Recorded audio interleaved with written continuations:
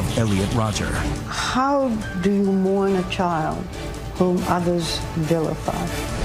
Here now, David Muir and Elizabeth Vargas. Tonight, a 2020 exclusive about something that was happening exactly 5 weeks ago at this very hour. An 8-minute drive-by massacre that was actually years in the making. And Elizabeth, right here tonight, as you know, the father of that young killer speaking out only to Barbara Walters. As you know, Barbara retired from hosting The View, but said she'd return on special assignment for us. And tonight, she's back. Well, I thank you, David and Elizabeth, because tonight this is special. It's a milestone. The very first time that a parent of a mass murderer has ever spoken on television.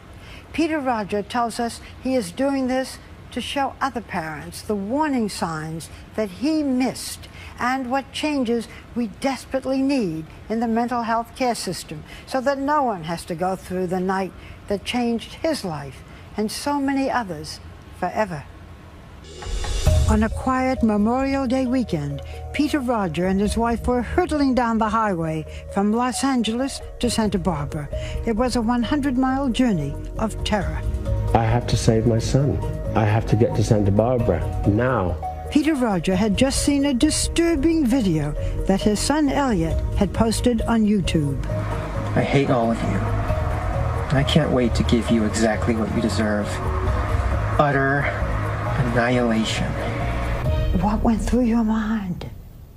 I can only describe like a really dark force of horrible energy that hit me. What were your fears for him? I felt for his life. I didn't know what he was doing, and then suddenly he's saying he's going to do other things to other people. I was confused. I just wanted to go and find him and talk to him. I mean, we were driving up there not knowing what to do, trying to get information. Peter Rodger was on a mission to prevent a massacre, but halfway to his destination, suddenly he heard the reports. Breaking news right now out of Isla Vista, where we are getting reports of a shooting. There are unconfirmed reports that there may be as many as 3 victims, possibly a fatality. The death toll could be climbing. Shots fired, shots fired. Did you know that this was your son, the shooter? No. God, good Lord, no. We were just driving up there in absolute fear for him and confusion. Witnesses say a BMW with 2 people inside had people open fire and also run over people. I was hearing, reports of a black BMW, and I was going, oh, no, no, no. And we were on the phone at the same time to the police, and they were saying, we don't have any information for you, no information. The driver of that BMW was his 22-year-old son, Elliot. Santa Barbara County Sheriff Bill Brown is calling the mass shooting the work of a madman, but say at this time, the threat appears to be over and the suspect is dead. 7 people died that night, including the shooter, Elliot Rodger. 13 others were hospitalized. For Peter Rodger, those memories are a waking nightmare. How are you?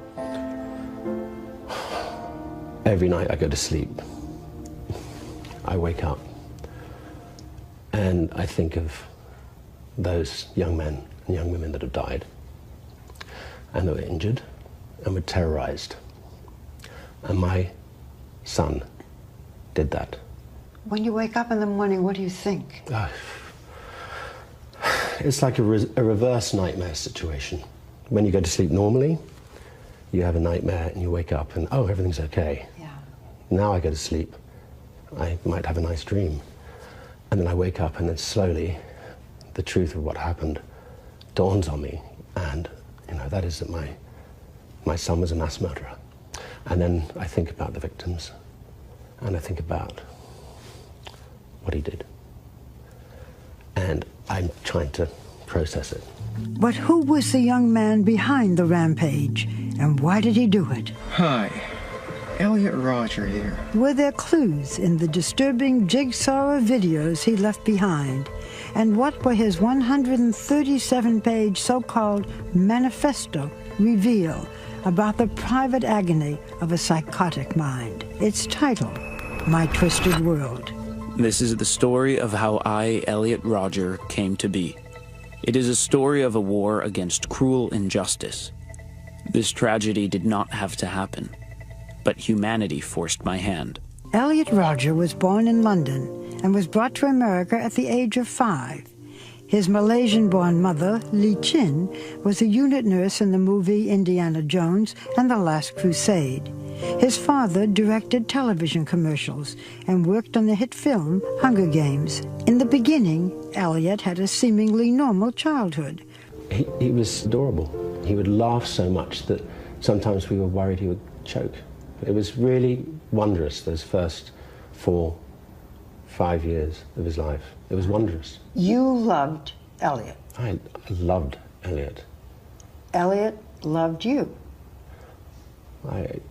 Yeah. But at the age of 7, Elliot's parents got divorced. 1 year later, his father had remarried, this time to Moroccan-born Samaya Akabon, an actress who appeared in the Hollywood blockbuster Green Zone. It was during those years that 7-year-old Elliot began his long treatment in therapy. Why did you think he needed it? When we realized he had social issues, we brought therapists in to try and help him integrate into society.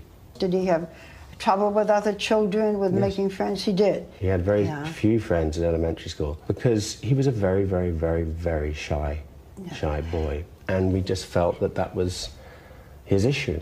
On the surface, Elliot seemed destined for a life of success and privilege. Peter Rodger's work gave his son access to Hollywood's elite. From an early age, it was a world he longed to join. My little 9-year-old self realized that there were hierarchies, that some people were better than others. Jealousy and envy.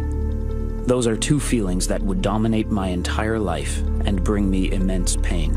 By any standard, the Rodger family was living the good life, but those tantalizing glimpses into Hollywood's inner circle would always leave Elliot resentful and wanting more.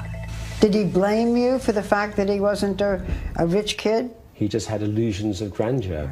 Even if he couldn't make it himself, he wanted to feel in a position where we would somehow provide it for him. The relationship that Elliot shared with his father had always been complicated. Peter Elliot was the Mount Everest his son could never reach. You are a very good-looking man. Did he realize that? Did that please him? Was he... He was jealous of me, the way that I looked. The shy young boy harbored fear and self-doubt.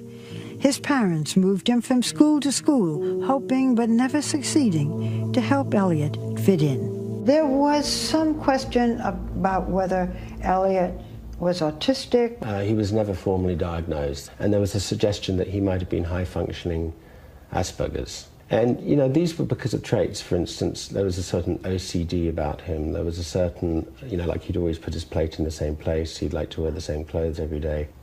Elliot really was a very high-functioning human being. If he was sitting here right now, you would think what a polite boy he was, but yet he had this thing going on inside of him. What his parents didn't know was that Elliot, even at the age of 10, was hiding a secret that would someday transform a shy young child into a cold-blooded killer. This is the horror story. This is the American horror story, or the world's horror story, is when you have somebody who on the outside is one thing and on the inside is something completely different, and you don't see it. Next, did his parents not see the warning signs hiding in plain sight? There's a certain pattern. And you missed it. When 2020 returns.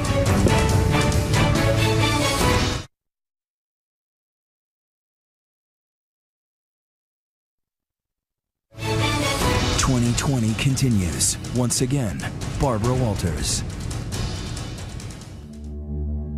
When the story about Elliot's shooting spree first broke, the videos and so-called manifesto he left behind provide a rare glimpse into a mind broken by mental illness. Oh, check it out. There's me. At first glance, Elliot Rodger seemed like any other college-age kid. Look at how fabulous I look. Bragging about designer clothes. Worth $300. Giorgio Armani. Posing for selfies scored to retro pop. But The path Elliot was walking took him to the dark side of his mind. My problem is girls. I desire girls. But girls are not sexually attracted to me. It's not fair. It's not fair. But why did those closest to him fail to see any warning signs when it seemed clear that Elliot was mentally disturbed? People have called your son evil. How would you describe Elliot? Elliot was far from evil. Something happened to him, and then I think he became very mentally ill. What I don't get is we didn't see this coming at all. None of us. But there were clues hidden in those early years that Peter Rodger now admits he missed. The lonely young boy had grown into an introverted teenager. By the age of 13, he had walled himself into a cyber world. His constant companions, the characters in the video game World of Warcraft. In high school, Elliot was a loner, bullied by his peers. They threw food at him during lunch and shoved him into lockers. I was an innocent, scared little boy trapped in a jungle full of malicious predators, and I was shown no mercy. He was afraid of boys and girls. He felt he had an inability to get along with them. And this is when we realized that he had a real fear of other human beings, of other kids his age. Elliot fled from 2 high schools before finding refuge at a tiny 100-student school called Independence High, a school with a mission to help troubled children, like the boy they called our Elliot. There was never a time in working with him or knowing him that I ever felt like his inability to interact socially would ever have led me to believe that this kind of rage was building inside of him. Never. But the isolation hit a firestorm of frustration and anger. Its target during those teen years was sex. Finding out about sex is one of the things that truly destroyed my entire life. Sex. The very word fills me with hate. I would always covet it. I would always fantasize about it, but I would never get it. Elliot had always been fascinated and repelled by sex. His first glimpse of pornography horrified him. I couldn't imagine human beings doing such things with each other. The sight was shocking and arousing. I was quite shaken for a few days. Did you talk to Elliot about sex? Yeah. What did you say? How it's so important to present yourself as a human being from the heart outwards and not to be weird. And I say weird because it is weird when you think girls are going to throw themselves at you. As a teenager, he described his interest in girls, but he said, I'm quoting again, "There is no way I could ever get them, and so my starvation began." Did he talk about this? He was always obsessive about this one issue. Obsessive about which issue? About not getting a girlfriend. But here's the thing. According to this journal and according to his acts, he was already planning heinous things in response to this emotional thing in his head that none of us could really see. Elliot was tormented by the sight of pretty girls and public affection. Even his favored haven at the Griffith Park Observatory became a reminder of failure. I don't understand you girls. It's like your sexual attraction is flawed. It's perverted. You're attracted to the wrong kind of guy. You should be attracted to guys like me. Beautiful, magnificent guys. I saw sex as an evil and barbaric act, all because I wasn't able to have it. This was the major turning point. If I can't have it, I will destroy it. If Elliot had had the sex that he says he wanted so much, would things have been different? I don't think so, because I think he had a condition.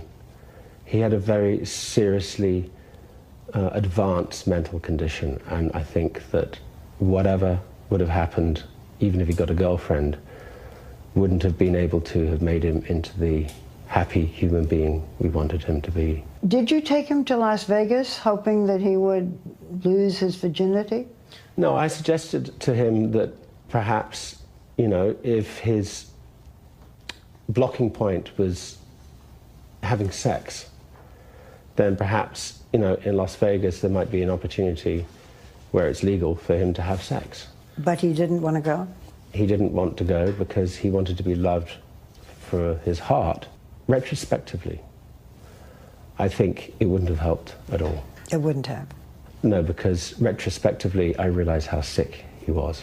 But you know, you can have these same things and not have another Elliot. You can have kids who are frustrated and don't have girlfriends or boyfriends or, you know. No, but when you put the combination together, there's a certain pattern.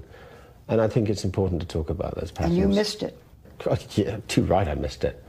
I wish I could turn the clock back for the victims, for our family, for all the scars out there. By the time Elliot reached his 18th birthday, the shy young boy had vanished, leaving only resentment and anger. Too terrified to approach young women, it was easier to hate them. That's a problem that I intend to rectify. I, in all my magnificence and power, I will not let this fly. It's an injustice that needs to be dealt with.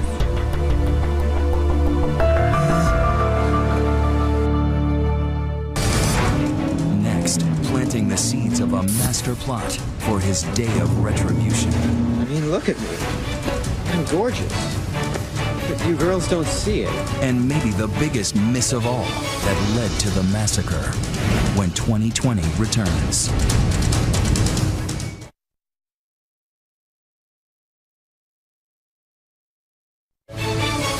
We return to the secret life of Elliot Rodger. Once more, Barbara Walters. For Elliot Rodger, Santa Barbara was the picture-perfect version of his ideal life. There were hot blonde girls walking around everywhere. If I can't get laid there, then there is no hope for me at all. At 19, Elliot was stuck in a cycle of isolation and depression. His parents thought college life would give him a fresh start. You thought that he would have the coping skills to live alone. I thought that by putting him out there and giving him independence and integrating him into a normal society would very quickly help develop the skills that I thought was lacking in him. Did you inform anyone, either at the college or the parents of his roommates, that he had mental problems? I didn't see any reason to, because as far as I was concerned, he wasn't a threat to himself or anybody else. But left to his own devices, Elliot Rodger's behavior would soon escalate from strange to savage. Simon Astaire is a longtime friend of Peter's. I got a sense of a boy who was unable to communicate. So there were signs, you thought, of maladjustment? He was unable to engage, and it was difficult to engage. And I saw lots of people trying to engage with him. I don't understand why you're so repulsed by me. Soon the old resentments would return. Enraged by the sight of young lovers, he acted out for the first time, throwing coffee on one kissing couple at Starbucks. I had never struck back at my enemies before, and I felt a small sense of spiteful gratification for doing so.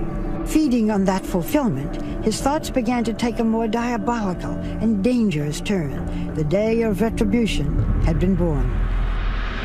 It was only when I first moved to Santa Barbara that I started considering the possibility of having to carry out a violent act of revenge as the final solution to dealing with all the injustices I've had to face at the hands of women and society.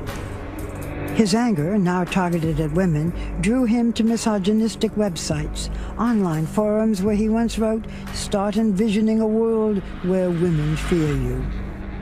He sent you links to these websites. I was disgusted and I called him up and I said, "Elliot, why are you going on these websites? Yeah. This is negative, this is evil, and you shouldn't go on there." But that didn't work. It didn't work. And I had no idea that he had such an inbred hatred, this misogyny. But despite his deepening hatred of women, Elliot told his father that he was obsessed about losing his virginity. I would say to him, there is no shame at all in not losing your virginity at a later age. Some people never do. Some people go into the church and choose chastity. He would say, I can't get a girlfriend? He would say, they're never going to like me because I'm not 6'2", a jock, sporty guy. He did say to me once, I wish I wasn't half Asian. I never realized that he was so racist. Thinking, why aren't I white? Correct. Elliot's life had become a volatile mixture of desire and denial. And last summer, yet another sign of violence. Frustrated after being ignored by girls at a party, he tried to shove them off a 10-foot ledge. He got into an altercation verbally with a couple of girls, and then he was picked on, and then he was thrown off the balcony. But it turns out that he was trying to push girls off the ledge. In 2020 hindsight, I can imagine that might have been the case, and that upsets me to the core of my heart. He was such a good liar. He was such an incredible liar. Perhaps Elliot was even lying to himself, repeatedly refusing the advice of therapists, at least one of whom had recommended medication. But Elliot would say, I'm not sick, I'm not going to take that. And because he was of an adult age, he refused to not only take that medication, but refused to go back to see that particular doctor. Would the medication have made a difference? According to his doctor, it would have made a hell of a lot of difference. There are people who say that a father with a mentally unstable son should not have allowed Elliot to live on his own. I didn't know I had a mentally unstable son. I had no idea. He had a secret life that he became incredibly brilliant at hiding. Hey, Elliot Rodger here. But that secret life was spinning out of control. There's me, all my fabulousness. With no official diagnosis of mental illness, he bought not one, but 3 handguns. Elliot had launched his plan for Retribution Day. As I fired my first few rounds, I felt so sick to my stomach. There I was, practicing shooting with real guns because I had a plan to carry out a massacre. Why did things have to be this way? It's my place of refuge. Then a pivotal moment when Elliot's plot might have been completely foiled. His mother finding one of those bizarre videos on YouTube. My life is so lonely and mundane. She wanted to have a mental assessment of him. It just turns out that there is no way that you can actually do that unless he voluntarily does it or unless he commits a crime. Did Elliot volunteer? Would he have done it? No. He didn't. Of course not. She alerted the police. Yes, and what happened? 323 to 58. 6 officers arrived at Elliot's apartment and knocked on the door. And Elliot was a very, very polite, kind, well-spoken, well-dressed individual.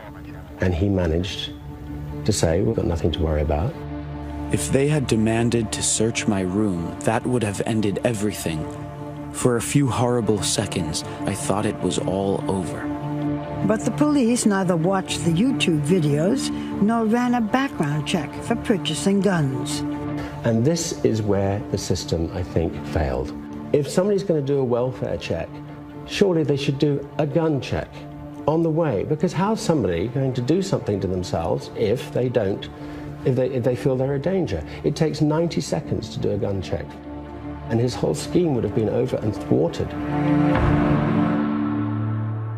I'd like to make something very, very clear though, Barbara. I'm really not pointing any fingers whatsoever at the Santa Barbara Police Department.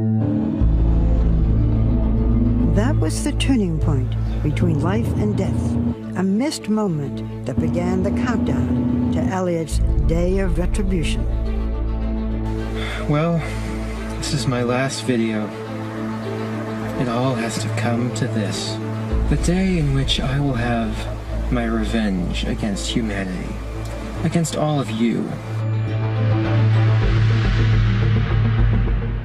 Next, 3 years of planning, finally becoming 8 minutes of madness. Break 25 gunshot turn. It's a black BMW. Witnesses, survivors, He shot, and I just felt the wind like pass right by my face. And the surprise murders he didn't go through with. When we return.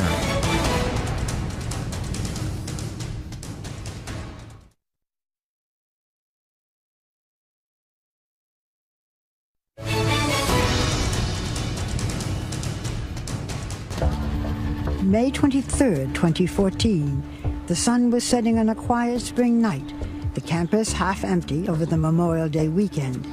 But the lives of those who were there would never be the same. Hours before, we were having a great time. It was a nice day outside. It was sunny, you know. After 3 years of meticulous planning, Elliot Rodger's deranged mind brought him to what he called the day of retribution. The day in which I will have my revenge against humanity, against all of you. His parents were having dinner in Los Angeles with friends. They had plans to see Elliot the next day.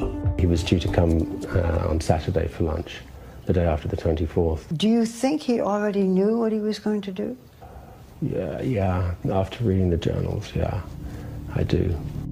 What Elliot's journal revealed was a master plan of carnage. I will drive down to my father's house to kill my little brother, denying him of the chance to grow up to surpass me, along with my stepmother, Sumaya, as she will be in the way.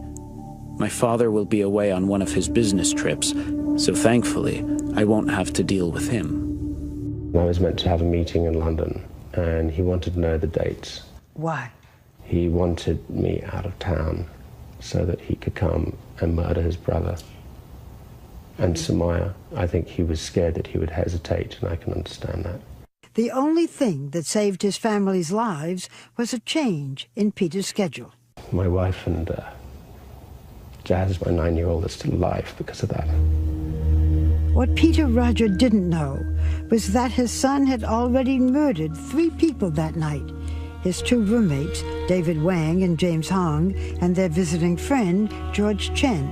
They had been brutally stabbed to death in Elliot's beachside apartment. Hours later, at 9:17 p.m., Elliot emailed his manifesto to friends, his therapist, and his parents. I will specifically target the good-looking people and all of the couples. Now he was a predator in search of the rest of his prey. I'll be a god, exacting my retribution, just for the crime of living a better life than me. His black BMW slowed down by a sorority, Alpha Phi. Elliot knocked at the door. No answer. Then he got back in his car and opened fire on the girls in front of Alpha Phi. 33 for the Frank unit, code 33. 2 of the women were dead on arrival of the deputies. One of them was very seriously injured with multiple gunshots. Frank 25 gunshots from the area. At the sheriff's dispatch center, the calls poured in like rain. And we have 30 down on the corner of Segovia. The black BMW, 3 ambulances here. Almost simultaneously, we received notification that another individual had been shot. In response for multiple gunshot victims in front of the Ivy Deli. At the Isla Vista Deli, just up the street. Dylan Fontius had just entered the deli. I heard the glass breaking, just the shatter of the glass. And that's when we all started scrambling for our life. When Christopher Martinez came in for a sandwich, he was cut down in a hail of gunfire. Shots fired, shots fired. I had just turned, I saw him fall. I kind of like took my hand off my head and turned down and ducked behind the counter. We sat there and watched this kid bleed to death. He was no less than 2 feet away from me. But the rampage was far from over. Frank 25 gunshots from the area. A deadly shooting in Isla Vista with multiple victims. At least 3 people have been shot. All of a sudden, sirens start going, ambulances start going. Multiple places, multiple people. The death toll could be climbing. He went up to the top of the loop. Firing, he shot 3 more victims. I'll take to the streets of Isla Vista and slay every single person I see there. He then confronted another young woman and pointed his gun at her. At first, Sierra Schwartz thought the gun was a toy. He shot, and I just felt the wind like pass right by my face, and I was like, what the f? So I turned around and I started like walking really fast the other way. The deadly BMW was swerving erratically through the streets. People were like, they're shooting, they're shooting. Drawing gunfire from officers. He fired rounds at the deputy sheriff, and the deputy sheriff replied with 1 round of gunfire. About 8 to 12 shots, just super fast, what sounded like directly below my balcony. That black BMW plowed its way over pedestrians. Some guy ran in our house bleeding everywhere. He said he got run over by a car. There was carnage and chaos everywhere. As many as 7 victims taken to the hospital. But after deputies fired on him for the second time, Elliot's car spun out of control. 3 of the deputies returned fire and struck the vehicle. Witnesses say they heard a single shot from inside the car. The long night's journey into terror had finally come to a close. Did Elliot kill himself, or did the police kill him? What I gather is that he was shot in the hip and then he took his own life. How did you learn that your son was the shooter? The sheriff came in, and I'll remember this moment for the rest of my life. The way, he just looked me in the eye and he said, "We found a deceased person and we found a license in his pocket that fits your son's description." And I went, oh. And I didn't know that he was the perpetrator then. I thought he was a victim. I thought he was a victim. A search of Elliot's BMW revealed an arsenal, 3 semi-automatic weapons and 400 bullets. Elliot had been ready for Armageddon. Who would have thought my life will turn out this way? I didn't start this war, but I will finish it by striking back. Finally, at long last, I can show the world my true worth. In the end, 7 people lost their lives. 13 were wounded. It took less than 8 minutes to transform 1 square mile of suburbia into a killing field. I've never actually literally looked in the face of the devil, which is just terrifying. In life, Elliot Rodger had passed almost invisible to everyone around him. Who would have known to stop the quiet boy hiding a monster within? He lived like a 20-second walk from my house, and I'd never seen the kid in my life. We went to the same school, we ate at all the same places, but just another face in the crowd. Next. We have heard from the families of some of the victims, and they resent my interviewing you because they hold you responsible in part for their children's death. Would you feel the same way? Let us know on Twitter. Use the hashtag ABC2020. When we return.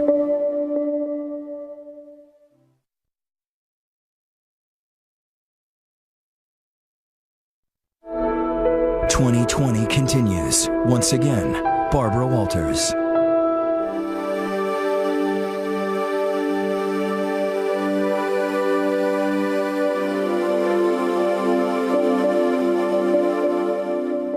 Isla Vista, a picturesque college community, was shattered by grief. I just don't know why this happened to our son. It's crazy. This just doesn't make any sense. Her son, George Chen, was only 19. We would die 100 times, 1,000 times, but we don't want our kids to get hurt. A junior at UC Santa Barbara, George Chen was visiting his friends David Wang and James Hong, who were Elliot Rodger's roommates. The boys dreamed of one day starting a computer business together.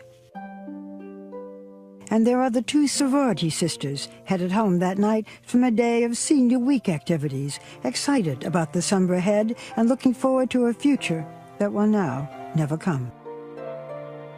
Catherine Cooper dreamed of being a museum curator. She was very bubbly, and she had that smile that she just made you smile. She was like the brightest girl in the room. Her math whiz sorority sister, Veronica Weiss, was described as wise beyond her 19 years. If it had been somebody else, she'd be the one here picking us up right now. Sorry. Have you reached out to the victims, to the families? I haven't reached out to them because I think that they needed to have space and time, and I think it would have been inappropriate. Chin Rodger, Elliot's mother, has chosen to remain silent, instead telling us in a statement, "I feel the world's attention should be focused on supporting the victims' loved ones and remembering the beautiful lives that were so tragically lost." We have heard from the families of some of the victims, and they resent my interviewing you because they hold you responsible in part for their children's death. What do you say to them? I wish I could turn back the clock. I wish that these families didn't have to go through this terrible ordeal.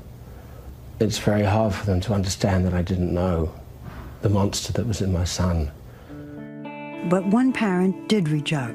Just weeks after that night, Rodger met with Richard Martinez, two fathers embracing, searching for common ground.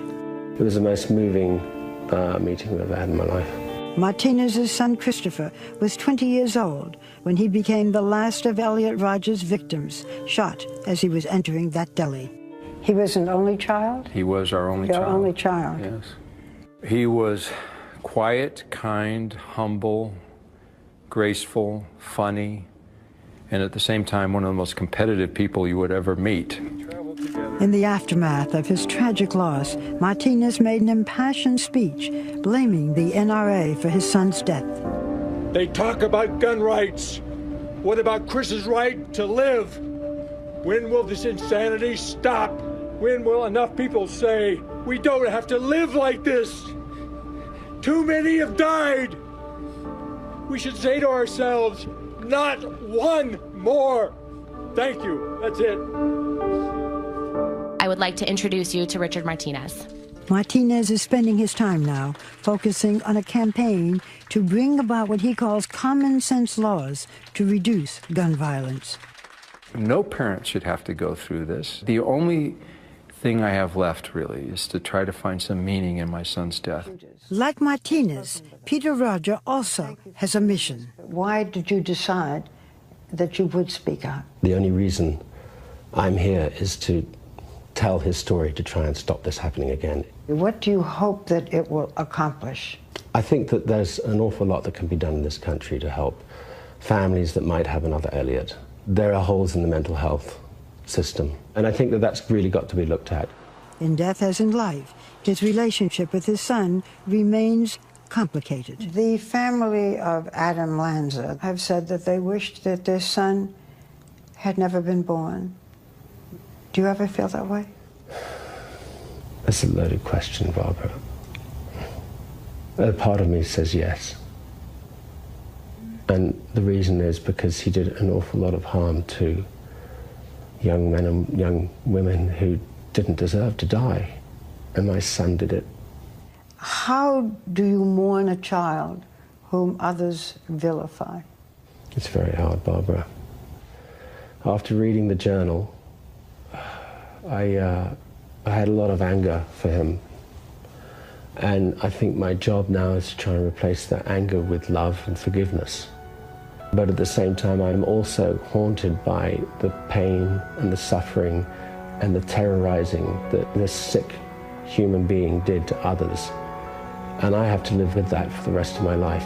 God, good Lord, no. We were just driving up there in absolute fear for him and confusion. Witnesses say a BMW with two people inside had people open fire and also run over people. I was hearing, reports of a black BMW, and I was going, oh, no, no, no. And we were on the phone at the same time to the police, and they were saying, we don't have any information for you, no information. The driver of that BMW was his 22-year-old son, Elliot. Santa Barbara County Sheriff Bill Brown is calling the mass shooting the work of a madman, but say at this time the threat appears to be over and the suspect is dead.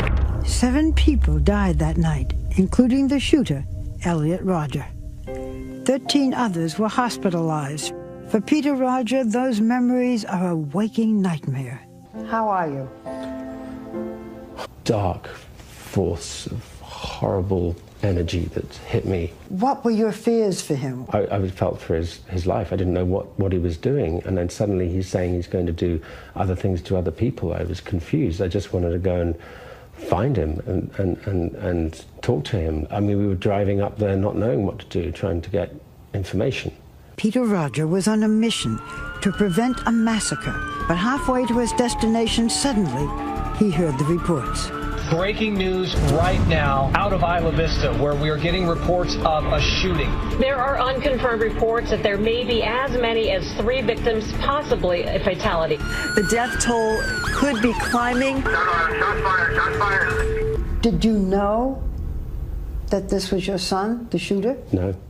That he missed, and what changes we desperately need in the mental health care system so that no one has to go through the night that changed his life and so many others forever.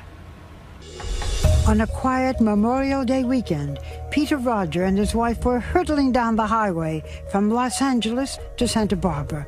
It was a 100-mile journey of terror. I have to save my son. I have to get to Santa Barbara now. Peter Rodger had just seen a disturbing video that his son Elliot had posted on YouTube. I hate all of you. I can't wait to give you exactly what you deserve. Utter annihilation. What went through your mind? I can only describe like a really... Every night I go to sleep, I wake up and I think of those young men and young women that have died and that were injured and were terrorized. And my son did that. When you wake up in the morning, what do you think? It's like a reverse nightmare situation. When you go to sleep normally, you have a nightmare and you wake up and, oh, everything's okay. Yeah. Now I go to sleep, I might have a nice dream. And then I wake up and then slowly the truth of what happened dawns on me. And, you know, that is that my son was a mass murderer. And then I think about the victims, and I think about what of Elliot Rodger. How do you mourn a child whom others vilify? Here now, David Muir and Elizabeth Vargas. Tonight, a 2020 exclusive about something that was happening exactly 5 weeks ago at this very hour. An 8-minute drive-by massacre that was actually years in the making. And Elizabeth, right here tonight, as you know, the father of that young killer speaking out only to Barbara Walters. As you know, Barbara retired from hosting The View, but said she'd return on special assignment for us. And tonight, she's back. Well, I thank you, David and Elizabeth, because tonight this is special. It's a milestone. The very first time that a parent of a mass murderer has ever spoken on television. Peter Rodger tells us he is doing this to show other parents the warning signs